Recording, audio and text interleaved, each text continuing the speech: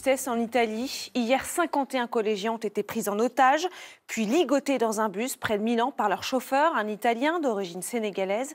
L'homme a évoqué le sort des migrants africains morts en mer Méditerranée avant d'incendier le véhicule et d'être arrêtés. Heureusement, les enfants ont pu être sauvés à temps. Stéphanie Desjard.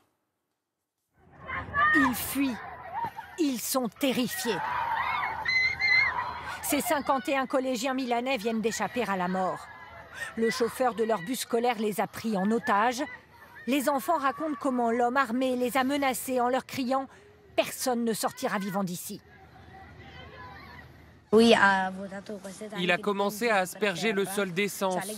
Il nous a tous ligotés et il nous a pris nos téléphones de manière à ce que l'on n'appelle pas la police. Mais un des téléphones est tombé, celui de mon ami.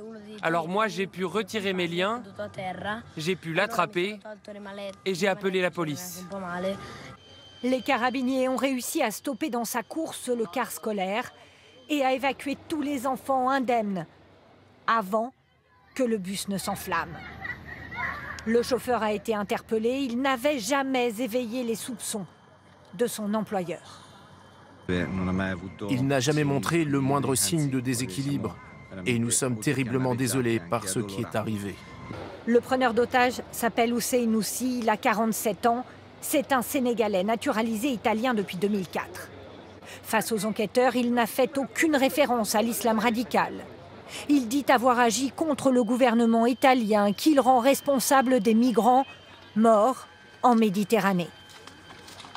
Il a dit que c'était son choix personnel, parce qu'il ne supportait pas de voir des enfants déchirés par des requins en Méditerranée et des femmes enceintes noyées.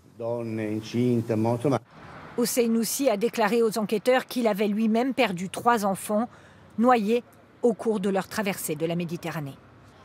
Des militaires de l'opération Sentinelle vont être déployés à des points stratégiques ce week-end.